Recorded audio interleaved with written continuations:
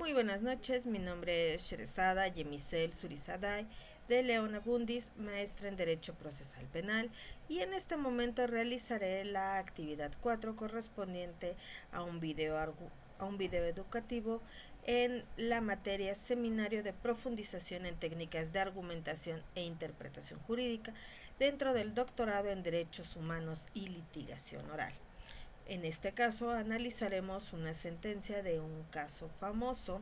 ocurrido en el año 2017 correspondiente al amparo solicitado por uno de los imputados, en la cual analizaremos la argumentación externa e interna dentro de la sentencia y veremos la deficiente o el deficiente trabajo realizado por el juez en su momento. Empezaremos esta actividad recordando la frase famosa del jurista Jean Jarreau, quien nos dice que no hay mejor forma de ejercitar la imaginación que estudiar la ley. Ningún poeta ha interpretado la naturaleza tan libremente como los abogados interpretan la verdad. Esto se relaciona con todas las personas que son partícipes del proceso penal en su corte adversarial, acusatorio y oral. Esto es, tanto la defensa, el Ministerio Público, la asesoría jurídica, tendrán que tener y argumentar frente a su señoría para que, concatenado con el caudal probatorio, podamos nosotros exponer a la verdad, a fin de obtener una sentencia, ya sea condenatoria o aquella en la que declara la inocencia, ya sea por falta de elementos, una duda razonable o que efectivamente se pruebe la inocencia de nuestro defenso. En el caso muy particular, la sentencia en la que nosotros estaremos presentando se refiere al amparo 159 diagonal 2017, llevado a cabo en el estado de Veracruz, para que todos estemos conscientes del contexto. Este es un caso muy famoso, el caso Porquis, donde diversos jóvenes acaudalados de personas influyentes, políticos, empresarios, realizan diversos actos sexuales en una persona que en ese momento era menor de edad, y quien al clamor de la justicia obtiene un auto de formal prisión por el delito de pederastia a uno de estos jóvenes, que si bien es cierto en la sentencia que nosotros tenemos de estudio, únicamente por ser una versión pública, podemos ver con asteriscos la referencia hacia el quejoso, pero bueno, nosotros sabemos que fue Diego Cruz, una persona acaudalada en el estado de Veracruz, cuyos padres influyentes trataron de defender. Es aventurado de mi parte el decir o asegurar que hubo algún acto de corrupción por parte del juez Anuar, el encargado de dictar esta sentencia. Lo que sí podemos ver es un trabajo deficiente. Nosotros aquí vamos a recordar que la justificación interna dentro de un fallo es el cuidadoso análisis de no entrar en contradicciones manifiestamente incongruentes. Verificamos las premisas fácticas a efecto de evitar una vulneración en los derechos fundamentales y adecuar los mismos a una tipicidad dentro de la norma tutelar constitucional o infraconstitucional. ¿Qué es esto? Nosotros tenemos que tener como una justificación interna el verificar que los silogismos, donde la premisa mayor será la ley y la premisa menor será nuestro acto, se encuentren debidamente ajustadas. En el caso muy concreto, nosotros podemos ver un análisis deficiente donde se dividen los elementos del tipo normativo de pederastia dentro del Código Penal del Estado de Veracruz y se concatenan con el uso de la palabra lascivia, abuso y también el grado de indefensión. En este supuesto nosotros podemos ver que se lleva a cabo una justificación interna evidentemente deficiente, donde el juzgador nos dice que como uno de los activos le dio permiso a la pasiva de cambiarse de lugar en una aparente defensa de esta ante sus agresores, la misma pues no se encontraba en un estado de indefensión, cuando es claro que ella no pudo de mutuo propio obtener la libertad de este tipo de acciones que llevaban a cabo los individuos. De igual forma se realiza una argumentación deficiente y por demás ilógica al referir que al no existir una declaración que nos diga que el sujeto activo obtuvo un grado de satisfacción sexual con un acto sexual, entonces estaríamos evadiendo la lascivia. Esto resulta evidentemente falto de lógica, de un ejercicio apegado a la realidad, a la sana experiencia, a la crítica que debe de tener un juzgador al emitir un fallo, porque podemos intuir que un joven de 18, 19 años de edad, al desvestir a una chica de 17 y tocarle los pechos y meterle los dedos en la vagina, pues claramente tenía como finalidad obtener una satisfacción sexual. Digo, finalmente la argumentación realizada por su señoría resulta ilógica y completamente falta de sana crítica y de la experiencia que debería de caracterizar al actuar de un juzgador federal. Pero si nosotros lo tratamos de analizar dentro de un contexto más amplio, podemos ver cómo la lascivia se extiende a esta satisfacción sexual que está realizando cualquier persona en una actividad. Es ese hacer para obtener esta satisfacción. Aquí podemos nosotros encontrar los casos de voyerismo, de diferentes conductas que son parasexuales o asexuales, que en cualquier otra persona podrían no ser parte de una conducta sexual si no definida como sana, como normal, sí sana, pero si nosotros nos encontramos ante un caso donde vemos de un hombre que roba zapatos, que ata a una mujer, que le toca los pies mientras se masturba, claramente que el acto de tocar un pie como tal podría no ser un acto sexual, pero él mismo sí tiene lascivia, porque él está obteniendo una satisfacción sexual más allá de la autosatisfacción o de la masturbación, sino más bien al tener el objeto de su deseo en una posición que a él le resulte conveniente, por decirlo menos, ¿no? Otra de las grandes fallas que tiene esta sentencia, que afortunadamente en una instancia superior fue corregida y los 4 jóvenes fueron detenidos y sentenciados por la multiplicidad de delitos cometidos. Tenemos aquí también esta incongruencia dentro del juzgador, donde nos dice que el acto o la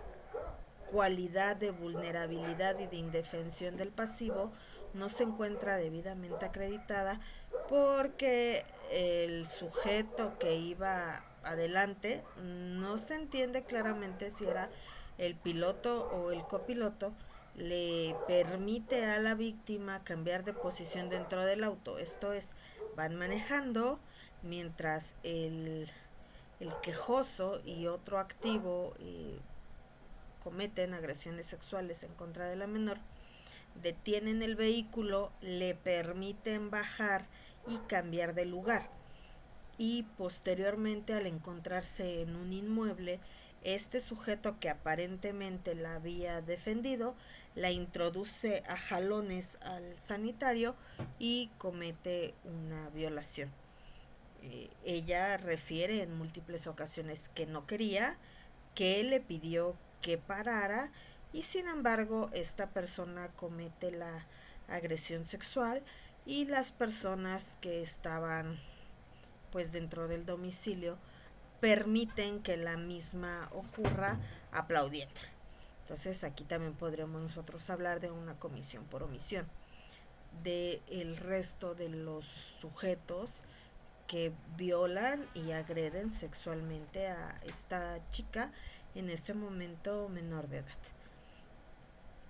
Y nuestro juzgador realiza una argumentación, una justificación interna deficiente, donde él manifiesta que, bueno, al existir la posibilidad de dejar de ser agredida cuando otra persona da permiso, pues entonces no se encontraba indefensa porque alguien la pudo defender, tan es así que lo hicieron, y entonces no acredita los elementos del delito y por tanto revierte esta vinculación a proceso, que es el objeto de este juicio de amparo que nosotros analizamos. También debemos de tener en cuenta que dentro de este ejercicio que deben de realizar los juzgadores tenemos una justificación externa, la cual se acerca mucho más a una justificación material de las premisas. Este implica un ejercicio de justificación que debería de ser óptimo cuando justifica su decisión en base a la ley, la doctrina y la jurisprudencia, o bien cuando recurre a un ejercicio mínimo suficiente de la justificación. Aporta cuando menos una sustentación que satisface los requisitos de, de una justificación externa dentro de este supuesto. Aquí como nosotros podemos ver este ejercicio de justificación interna y externa dentro de una sentencia como parte de la argumentación jurídica que debe de realizar no solo el juzgador en sus sentencias, sino también los sujetos procesales en las diversas etapas de nuestro proceso penal, esto es, al vertir argumentos de apertura y cierre, al razonar sobre la oportunidad o la forma de perfeccionar un medio de prueba. Esta argumentación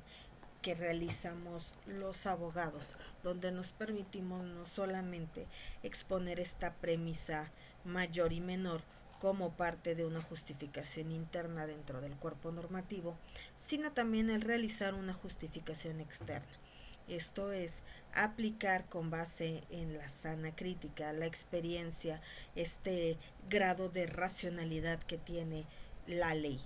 Como nosotros sabemos, la ley es general y abstracta y en cada caso particular que es analizado por los juzgadores deberá de analizarse y de formar parte de un caso en específico y decidir sobre él. Esto es explicar una justificación de por qué es procedente un delito o un enunciado normativo y no otro. Por qué dentro de nuestro delito, como en este caso que sería la pederastia, tenemos que tener diferentes elementos y podemos o no podemos tomar algunos de ellos. Esto es atendiendo a las palabras, el significado exacto de cada una de las conjunciones o disyuntivas que tiene el tipo penal. Así nosotros sabemos que la pederastia es esta agresión que se lleva a cabo sobre una menor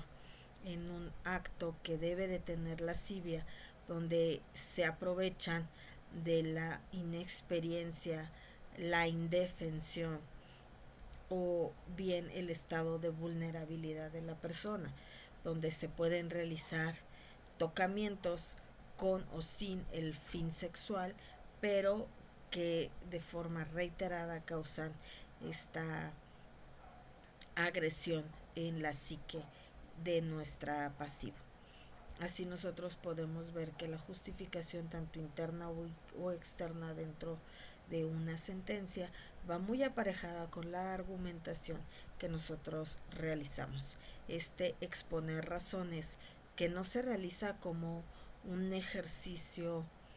materialmente de uno u otro o uno después de otro, sino la propia línea de pensamiento de nuestro juzgador nos irá arrojando esta justificación interna y externa, apoyando una en la otra dando así una justificación suficiente y bastante para sostener el sentido de la sentencia. Nosotros recordemos que este acto de emitir una sentencia es el máximo acto de autoridad realizado por el juzgador, quien después de haber llevado conforme a los principios constitucionales un proceso, toma a su vista los autos, reflexiona sobre el caudal probatorio que estuvo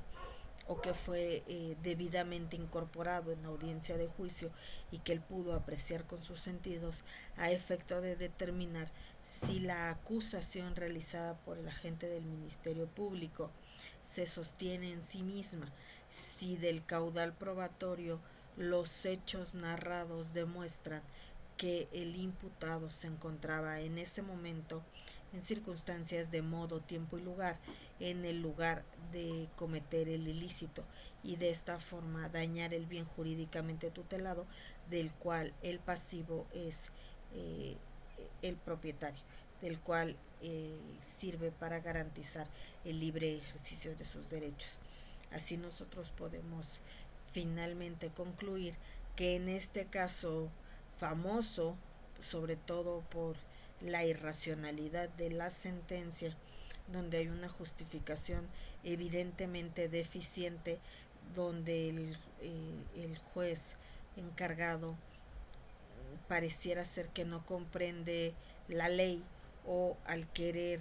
aplicarla de forma completamente rigurosa, palabra por palabra, entonces olvida esta experiencia y esta sana crítica que nos dice que una persona está indefensa porque se encuentra en una condición numérica inferior a su grupo de atacantes, o si estos se encuentran armados, o bien como en nuestro caso particular donde ella no dispone de su libertad personal. Ella no se encontraba en una condición donde pudiera efectivamente bajar del vehículo y alejarse de ellos, donde al verse disminuida y abusada, pues ellos simplemente seguían tocándola de una forma que ella no quería y que claramente lo estaban haciendo como una obtención de una satisfacción sexual, porque no podríamos en este caso querer suponer que se trataba de una broma o que lo estaban haciendo por estar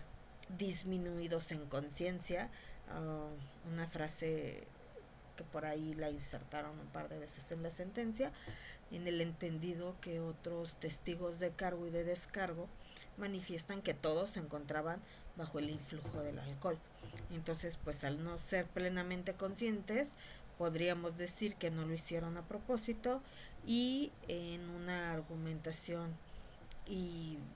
claramente deficiente, decir, bueno, pues entonces, como no había conciencia en la persona que lo hace, aunque lo hace, y no había nadie obligándolo a hacerlo, pero no estaba consciente, entonces pues no lo quería hacer, y no había lascivia, y no hay delito. Aunque claramente estamos hablando de un individuo mayor de edad que tocó las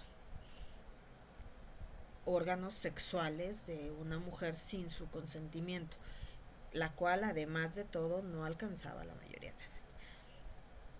Bueno, así estaríamos nosotros finalizando con el análisis de esta sentencia, quedando a sus órdenes para cualquier duda o comentario. Buenas noches.